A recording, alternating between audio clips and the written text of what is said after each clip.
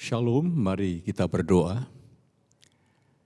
Bapa yang baik, curahkan roh-Mu untuk menerangi setiap hati kami dan setiap hamba-hamba-Mu, anak-anak-Mu yang mendengarkan khotbah lewat YouTube.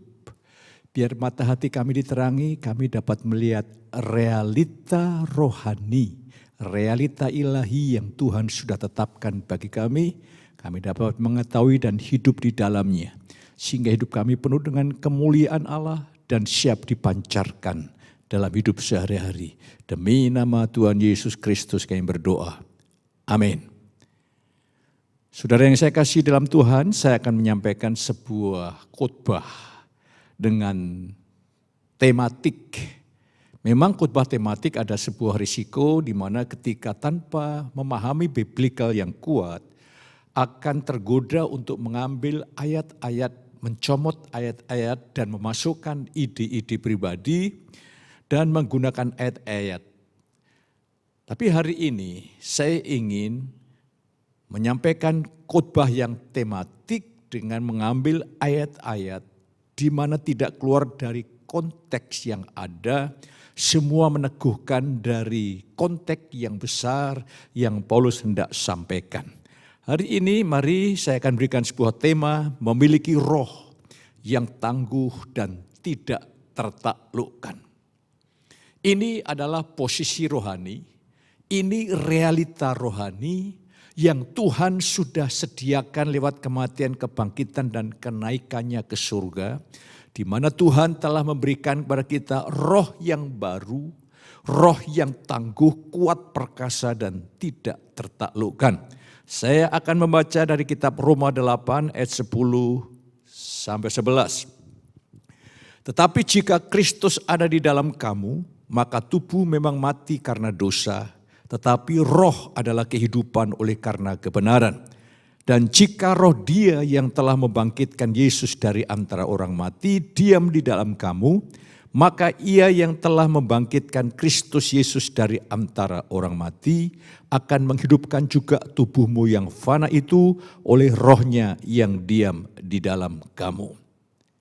Rasul Paulus menulis surat kepada jemaat di Roma dengan ayat 10, tetapi jika, kalimat ini adalah kalimat first class conditional, yang artinya ini adalah benar menurut Paulus. Ini adalah bentuk indikatif kalau dijelaskan ayat selanjutnya.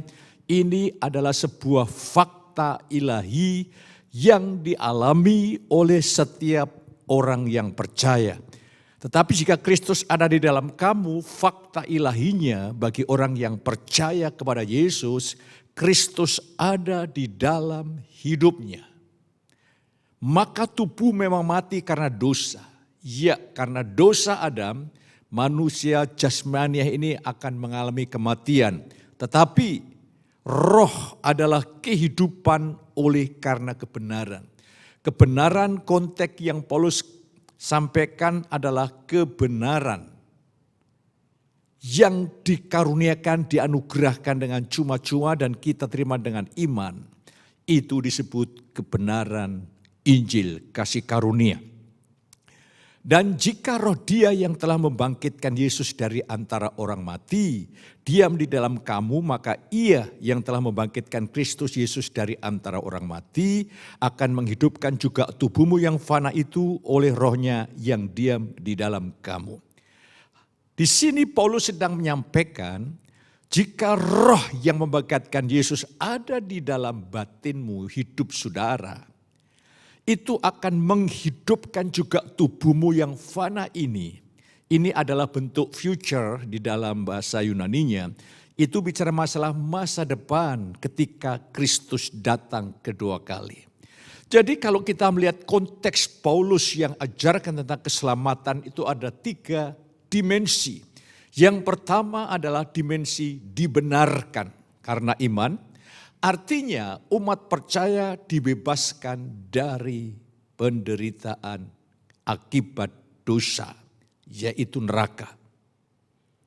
Itu makna dibenarkan. Yang kedua dikuduskan, artinya dibebaskan dari kuasa dosa. Saat ini Sehingga umat Tuhan oleh kuasa rohnya dimampukan untuk melakukan kehendak Allah.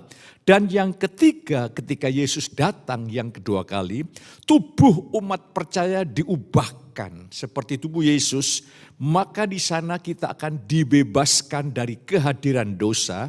Karena dosa tidak ada lagi hadir di dalam kerajaan surga. Tetapi di atas muka bumi ini dosa masih mencoba untuk menjatuhkan, menggoda anak-anak Tuhan. Kita diberi kuasa untuk berkata tidak. Mari kita akan lihat langkah-langkah selanjutnya. Roh Kristus yang tinggal di dalam hidup kita. Dan karena anugerah kebenaran, sekarang roh kita adalah kehidupan kita yang baru, manusia baru kita. Ketika manusia jatuh dalam dosa, manusia menjadi manusia daging. Makhluk jiwani, rohnya bukan lenyap, rohnya tidak berfungsi dan tidak memiliki persekutuan dengan Allah. Sehingga umat manusia akan terbiasa, terkondisi hidup dengan jiwa, hidup dengan kehidupan manusiawinya.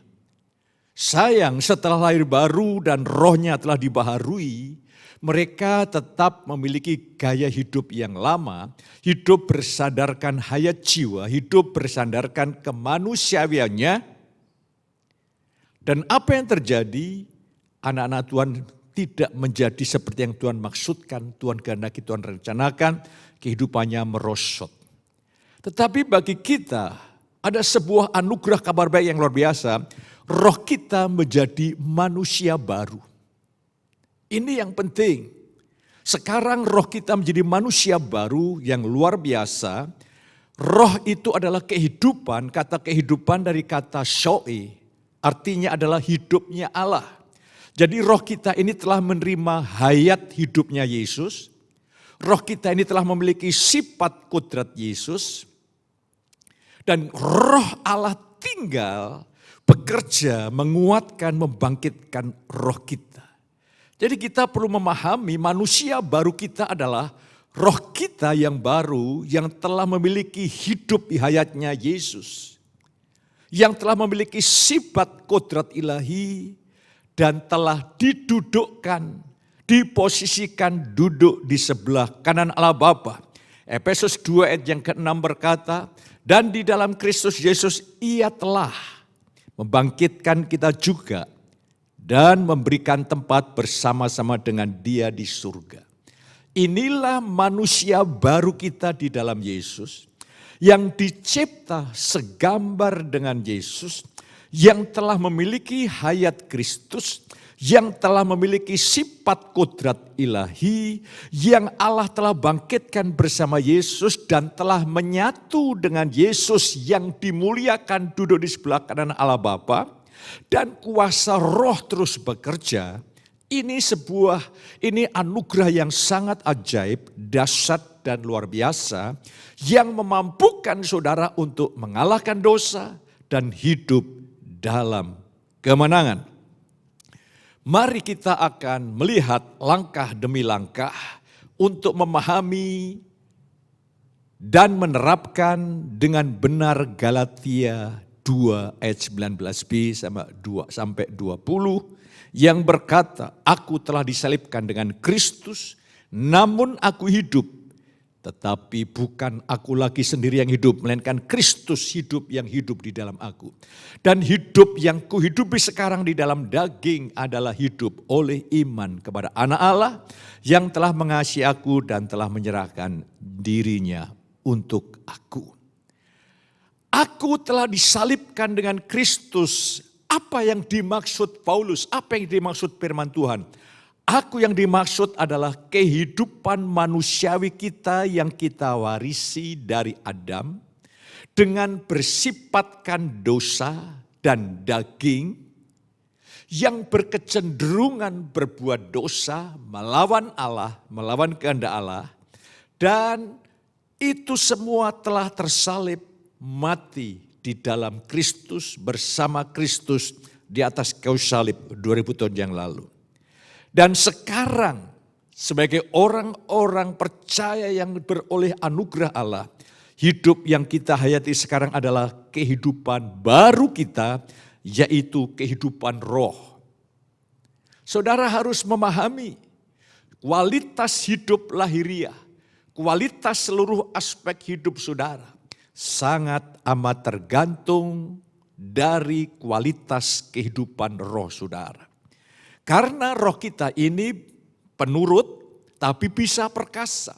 Matius pasal 24 berkata, ketika murid-muridnya di Taman Getsemani, Yesus berkata, berdoalah supaya kamu jangan jatuh dalam pencobaan. Roh memang penurut, tetapi tubuh lemah, daging lemah.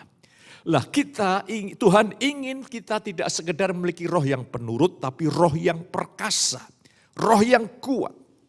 Roh yang oleh kuasa roh berdaulat penuh untuk menguasai jiwa dan tubuh kita taklukkan kepada Kristus dan melakukan kehendak Allah. Tadi berkata firman-Nya, aku telah disalibkan bersama Kristus. Ini mempunyai dua arti, dua makna.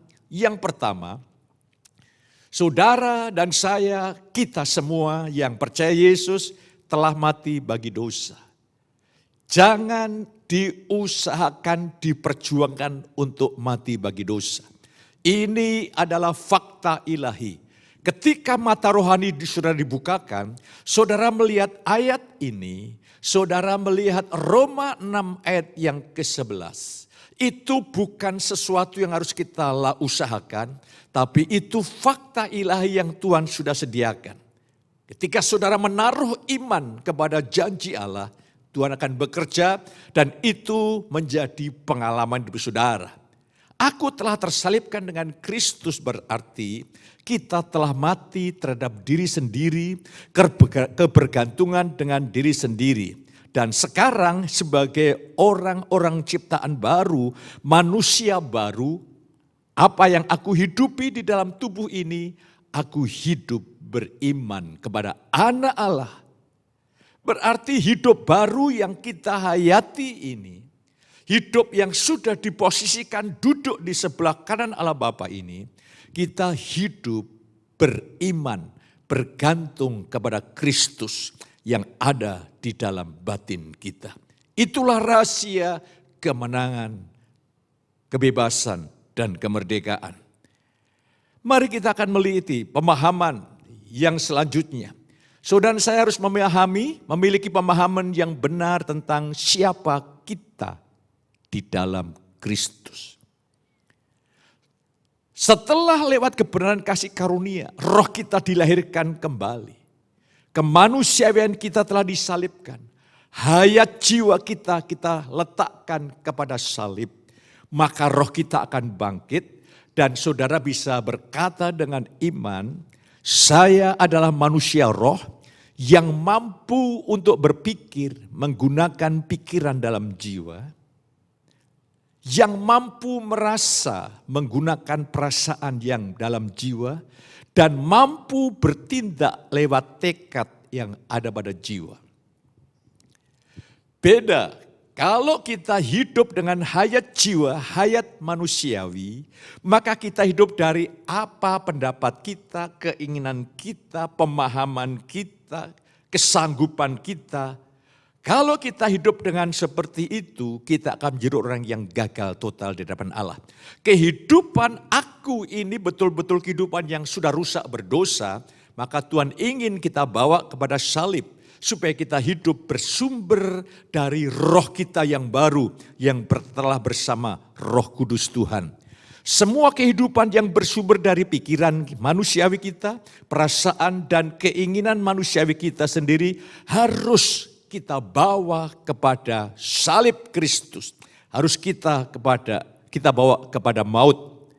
Kita harus menghayati hidup yang baru, yang bersumber dari roh kita, yang ditopang oleh kuasa roh, dan kita hidup dengan iman. Rasul Paulus katakan, orang benar akan hidup oleh iman. Artinya saudara dan saya akan hidup di dalam kuasa Allah, disanggupkan, dimampukan untuk melakukan kehendak Allah, hanya dengan iman mengandalkan Kristus bekerja di dalam dan lewat hidup kita. Dan mari selanjutnya kita akan mempraktekkan hidup berdasarkan roh kita. Kalau kita hidup berdasarkan aku kita, itu sangat mudah karena itu menjadi kebiasaan kita. Bahkan setelah menjadi Kristen, kita masih mengandalkan ide pribadi, pendapat pribadi, keinginan pribadi, pengejaran pribadi, kesukaan pribadi. Tapi hari ini kita harus mempraktekkan hidup bahwa manusia baru kita ini adalah roh kita. Pertama, kita harus dengan tekad. Roh kita harus menggunakan tekad kita berdasarkan iman, mempertahankan posisi roh kita yang telah duduk, Tuhan tempatkan duduk di sebelah kanan Allah, Bapa. Saudara kekasih, jadi kita bukan berjuang untuk mencapai posisi duduk di sebelah kanan Allah Bapa. Itu anugerah cuma-cuma. Lewat kematian, kebangkitan, kenaikan Yesus duduk di sebelah kanan Allah Bapa. Itu disebut anugerah. Tugas kita adalah mempertahankan posisi itu dengan iman. Iman bukan di dalam alam perasaan. Iman itu bertindak di dalam alam tekad. Selanjutnya kita harus hidup dengan roh yang menyala-nyala. Penuh sukacita di dalam Tuhan. Penuh damai, ringan, bebas dari semua beban dan tekanan hidup.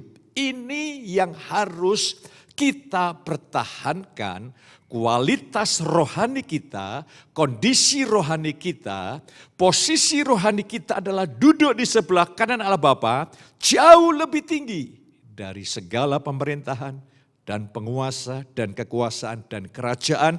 Dan tiap-tiap nama segala sesuatu telah diletakkan di bawah kaki Kristus, juga diletakkan di bawah kaki kita. Segala sesuatu sudah ada di bawah otoritas saudara. Dan saudara, roh saudara telah ditopang oleh kuasa roh Tuhan yang maha dahsyat. Kalau saudara memahami dan terbuka, tersingkap, hidup ini tidak lagi menakutkan.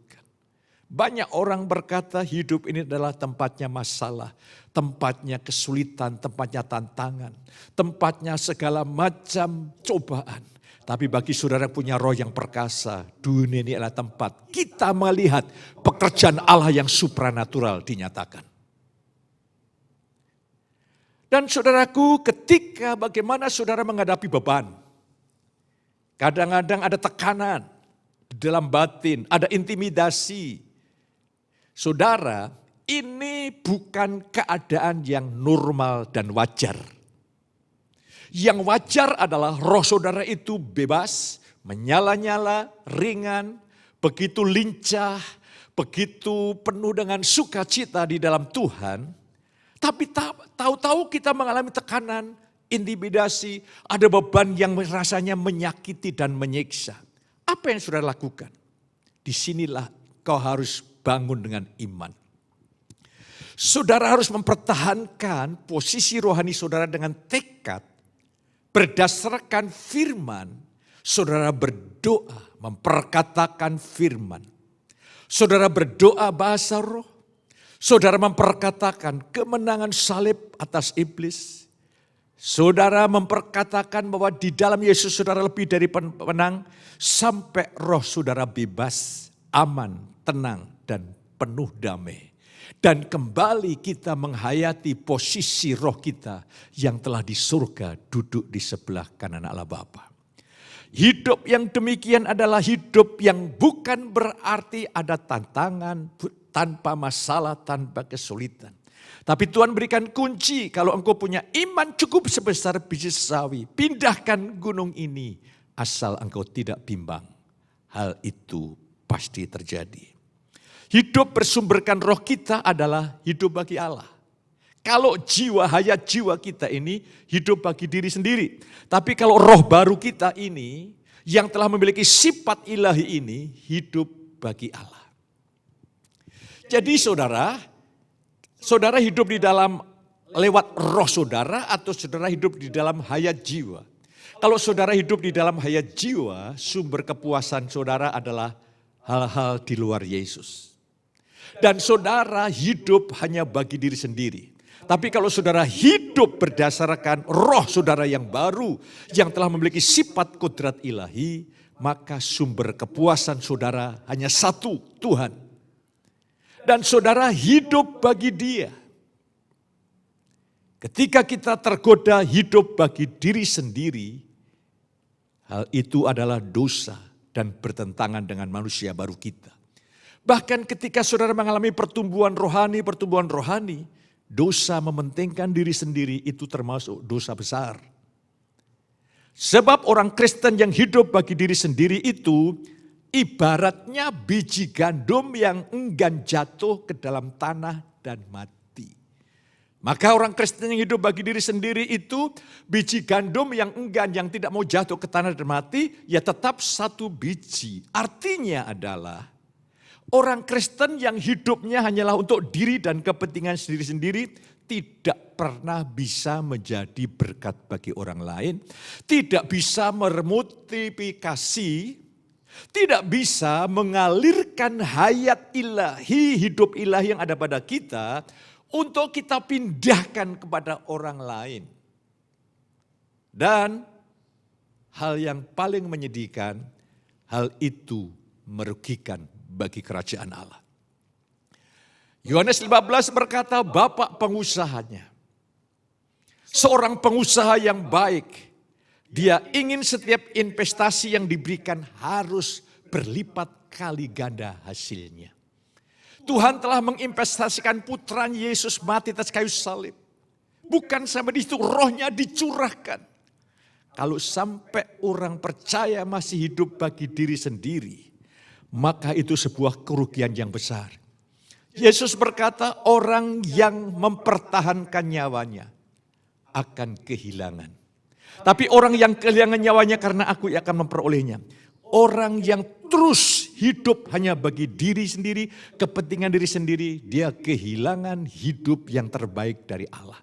Dia akan tidak memahami momentum kesempatan yang Tuhan berikan.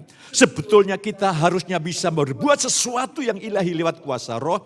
Kita akan terlewatkan, kehilangan momentum, kita akan kehilangan kesempatan. Seharusnya orang yang mati itu, dia bisa diselamatkan karena kesaksian kita. Tapi orang itu tidak bisa dipercaya oleh karena batu sandungan lewat kita. Betapa orang itu menyesal sampai selama-lamanya. Jadi hidup yang bersumberkan roh, mari kita hidup bagi Allah. 2 Korintus 5 Rasul Paulus katakan Kristus telah mati untuk semua orang, ayat 14-15.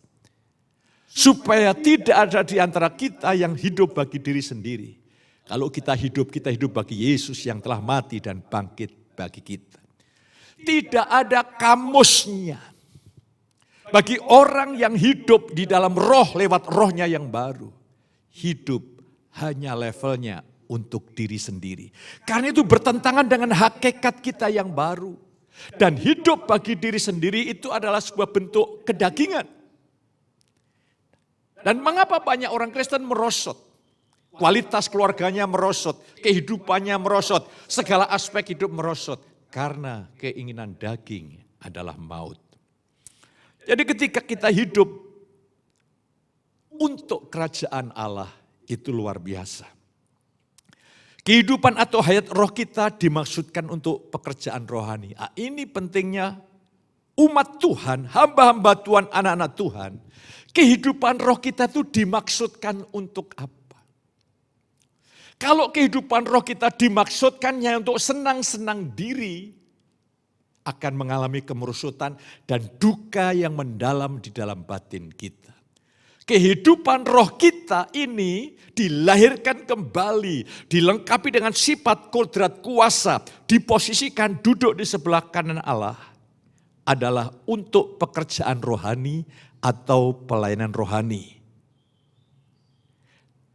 Dan saudaraku yang kasih, kehidupan rohani merupakan manifestasi wujud daripada hayat rohani. Jadi kalau saya simpulkan sederhana, kehidupan rohani kita ini adalah untuk pelayanan rohani. Dan pelayanan rohani adalah sebuah manifestasi perwujudan dari kehidupan yang ada di dalam batin kita ini mengalir lewat hidup kita dan menjamah batin orang lain. Orang lain itu dibangkitkan, dikobarkan, diterangi oleh terang firman Tuhan. Jadi saudara kekasih, ini perlu kita pahami, pelayanan rohani itu adalah intinya menyentuh kehidupan roh, inner man. Menyentuh manusia rohaninya untuk dikobarkan kembali. Sebab banyak orang-orang Kristen tanpa waspada dan berjaga-jaga, iblis bisa menghentikan aliran Roh Kudus di dalam rohnya. Oleh karena beban hidup, oleh karena serangan panah api si jahat, oleh karena beban yang dia tanamkan yang sangat menyakitkan kekecewaan. Sehingga aliran Roh Kudus itu terhambat lewat roh kita karena roh kita terblokir. Maka saudara harus mengkondisikan roh saudara dalam keadaan bebas, merdeka, ringan. Seolah-olah seperti melayang. Seolah-olah kita ini betul-betul mengalami kebebasan, sukacita, menyala-nyala di dalam Tuhan. Itu saudara baru mengkondisikan hidup saudara ini seperti saluran. Di mana ketika ada aliran sungai ilahi, saluran itu bukan penghambat. Sesederhana itu makna pelayanan. Rahasia kehidupan rohani terletak pada pengaliran Roh Kudus melalui roh secara terus-menerus tanpa berkeputusan hingga mencapai hayat batin roh orang lain. Itu makna pelayanan rohani. Saya ingin sampaikan tentang rahasia Rasul Paulus dalam keberhasilan pelayanannya. Di dalam 1 Korintus 2 ayat yang keempat berkata seperti ini. Aku juga telah datang kepadamu, ayat 3, dalam kelemahan dan dengan sangat takut dan gentar. Baik perkataanku maupun pemberitaanku tidak kusampaikan dengan kata-kata hikmat yang meyakinkan. Tetapi dengan keyakinan akan kekuatan roh. Supaya iman kamu jangan bergantung pada hikmat manusia, tetapi pada kekuatan Allah. Jadi Paulus dasar kata-kata nasihat dan khotbahnya bersumber dari bahasa Yunannya dunamos. Bersumber dari dinamika roh. Pekerjaan aliran roh di dalam roh kita mengalir keluar dan menjamah roh orang lain. Saya mengizinkan Roh Kudus mengalir lewat saya dan menjamah setiap saudara yang mendengar. Baik di dalam gereja ini maupun setiap saudara yang mendengarkan YouTube. Saudara sedang berhubungan dengan aliran kuasa roh yang siap mengubah saudara. Hasilnya sangat dahsyat, sangat luar biasa. Itu orang akan mengalami perubahan. Rasul Paulus, dia berkata, perkataanku, pesanku, khotbahku tidak kusampaikan dengan hikmat yang meyakinkan. Banyak khotbah yang disampaikan dengan kesaksian A, kesaksian B, kesaksian C. Ketika jemaat mendengar, kelihatannya meluap-luap. Itu yang disentuh adalah emosinya. Itu tidak berbeda dengan para motivator yang hanya sekedar membangkitkan emosi. Dan kalau yang kita sentuh emosinya, dia akan turun kembali. Pulang dari gereja, dingin lagi. Tapi kalau yang kita sentuh roh dan rohnya kuat, maka rohnya mengkondisikan roh Tuhan akan mengalir leluasa. Dan apa yang terjadi? Saudara sendiri secara pribadi akan terus dikuatkan, diteguhkan, dikokohkan. Dan tidak tertaklukkan oleh apapun dan siapapun. Dan setiap orang yang terhubung dengan saudara dijamah oleh Tuhan. Roh mereka dibangkitkan oleh Tuhan. Itulah tujuan Tuhan membangkitkan roh kita. Supaya kita dapat memasukin pelayanan rohani. Pelayanan rohani adalah sebuah pelayanan yang ditujukan untuk menjamah inner man manusia. Batin manusia. Itulah sebabnya Paulus tahu hal ini, dia berdoa dalam Efesus 3:16. Aku berdoa supaya roh Allah menguatkan batinmu. Nah, di sini. Sebab ketika batin saudara dikuatkan, batin saudara perkasa, maka di dalam kuasa Roh Kudus batin saudara berdaulat penuh untuk memerintah jiwa dan tubuh. Pertanyaannya, apakah saudara sudah berdaulat atas pikiran? Apakah saudara seringkali merasakan ada pikiran, ide-ide yang tidak baik yang masuk, yang saudara tidak kehendaki seolah masuk dan memaksa? Kalau itu terjadi, berarti saudara belum berdaulat. Kalau ada ide, pikiran-pikiran yang masuk yang tidak saudara kehendaki untuk pikirkan dan mencoba menerobos masuk, tentu itu pikiran musuh. Engkau punya otoritas berkata tidak. Dan saudara bisa berkata kepada pikiran, hei pikiran, engkau hanya memikirkan apa yang aku pikirkan. Hei tubuh, aku perintahkan engkau mengikuti kehendaknya, menjadi senjata-senjata kebenarannya. Itu artinya roh kita dibangkitkan oleh kuasa roh Allah. Nah sekarang secara fisikly tubuh ini butuh makanan. Makanan ada yang sehat, ada yang tidak sehat. Makanan yang sehat menghasilkan tubuh yang sehat. Lah roh kita juga butuh makanan. Makanya banyak orang Kristen tidak memahami ini. Dia hanya makan pribadi aja. Dia yang mencoba menikmati hadirat Allah, menikmati hadirat Allah. Tapi hanya untuk diri sendiri. Itu bukan yang dimaksud Tuhan. Itu adalah kita mencoba memanfaatkan perkara rohani untuk kepentingan diri. Kepentingan diri kita udah tersalib di atas Kristus. Di satu kayu salib. Kepentingan kita adalah, bagiku hidup adalah Kristus. Ketika kita memperhatikan kerajaan Allah dan mempunyai kerinduan untuk membangun rohani sesama dan bertindak, maka itu adalah makanan rohani kita. Yohanes 4 ayat 34 berkata, kata Yesus kepada mereka, makananku ialah melakukan kehendak Dia yang mengutus aku dan menyelesaikan pekerjaannya. Saudara tahu latar belakang? Ketika Yesus melayani perempuan Samaria ini kira-kira jam 12 siang. Murid-muridnya mencari makanan karena dia pikir Yesus pasti lapar. Ketika mereka membawa makanan, Yesus menjawab, makananku adalah melakukan pekerjaan Bapa. Murid-muridnya tidak paham. Murid-muridnya gagal paham. Mereka mulai berbisnis satu dan lainnya. Barangkali ada orang yang mensuplai makanan. Saudaraku, berapa banyak kita juga gagal paham dengan kehendak dan rencana Tuhan. Makanan rohani kita adalah melakukan pekerjaan Bapa, melayani Dia, mengalirkan Roh Kudus untuk menjamah roh orang lain. Lah sebagai akibatnya ketika kita ini mulai memperhatikan kerajaan Allah, prioritas kita kerajaan Allah dan untuk pembangunan orang lain tubuh Kristus, justru roh saudara kenyang, kuat, kokoh dan terpuaskan. Hidup bagi kepentingan kerajaan Allah itu apakah saudara tidak perlu harus kerja? Saudara jadi pendeta semua? No, bukan. Saudara boleh kerja, tapi ingat itu sarana. Tuhan ingin mempromosikan dunia kerja saudara di dalam dunia kerja supaya saudara makin naik dan pengaruh saudara makin luas bagi kerajaan Allah. Itu tujuannya. Itu sasaran Tuhan mempromosikan saudara di marketplace. Bukan banyak orang dipromosikan malah sudah mulai pelayanan malu, ke gereja mulai jarang-jarang. Itu namanya dimulai dengan roh, diakhiri dengan daging. Mari hari ini kita harus tahu prioritas ini bernilai kekal dan abadi. Dan ketika orang-orang Kristen hidup bagi diri sendiri, saya yakin orang itu tidak menjadi seperti Bapak rencanakan dan tidak menguntungkan bagi kerajaan Allah. Kita lihat selanjutnya, sebaliknya. Orang Kristen yang selalu memperhatikan masalah suplai ilahi untuk diri sendiri. Artinya begini, dia ingin menikmati kehadiran Tuhan, khotbah yang bagus, hadirat Allah, sukacita ibadah hanya untuk konsumsi pribadi.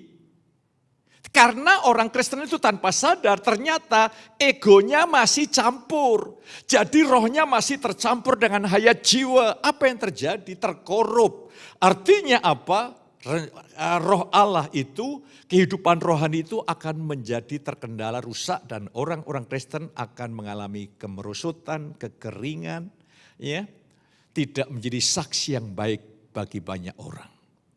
Jadi hari ini, poin kalau saya simpulkan secara sederhana, Manusia baru yang saudara hayati sehari-hari ini adalah manusia baru yang bersumber landaskan roh kita yang luar biasa, yang telah duduk diposisikan di sebelah kanan Allah Bapa, yang penuh otoritas tertinggi, penuh kuasa ilahi, dan saudara hidup sehari-hari dengan iman kepada anak Allah Yesus Kristus.